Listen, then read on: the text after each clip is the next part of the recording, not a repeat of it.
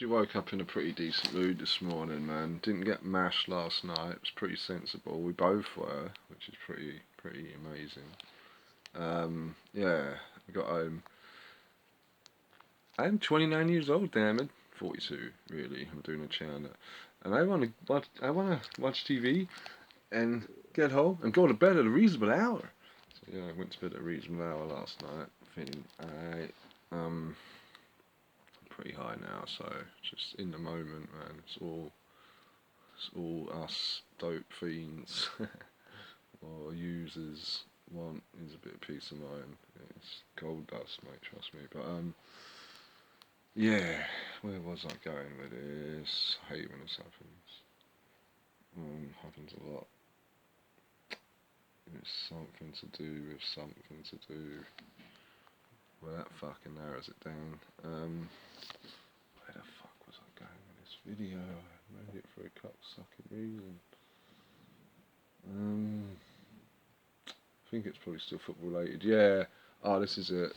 I was talking about the Iceland thing. I think it was 2016 or something. I can't be certain, but the ball with AIDS, you all know what I'm talking about. You might be familiar, any football fans might be familiar with the True Geordie, some right funny geezer on YouTube that does football stuff. And that was when England were terrible, and Sterling was terrible, and Rooney was terrible, and Roy Hodgson was a fucking couldn't manage a shit if he'd eaten 50 vindaloos. Terrible, mate. And yeah, it was just so funny, mate. The rant he went on was crazy, man. I just remember, I might watch it again if it's still on there just for the crack. Fucking Sterling, 50 million, 50 quid, you're a shit cunt.